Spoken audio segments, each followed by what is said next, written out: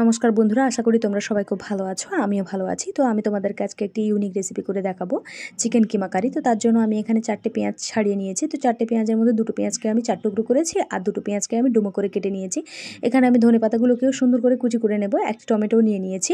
ও 30-60 গ্রাম এখানে আমি আদা ও রসুনটা নিয়েছি। এবারে কড়াইতে সামান্য তেল দিয়ে ভালো করে এটিকে আমি ভেজে নেব। ভেজে নেওয়ার পরে আমি এটাকে ঠান্ডা করে বেটে নেব। বেটে নেওয়ার পরে এখানে আমি কড়াইতে তেল গরম করে ডুমো করে রাখা পেঁয়াজগুলোকেও দিয়ে দিয়েছি। ডুমো করে পেঁয়াজগুলোকে দেওয়ার পরে ওটা ভাজা হয়ে গেলে ভালোভাবে আমি এর মধ্যে বাটা মশলাটা দিয়ে দিলাম এবং এখানে 1 চা চামচ আমি হলুদের গুঁড়ো ও 2 চা চামচ আমি এখানে লঙ্কার গুঁড়ো দিয়ে দিয়েছি। স্বাদ মতো লবণ দিয়ে দেবো।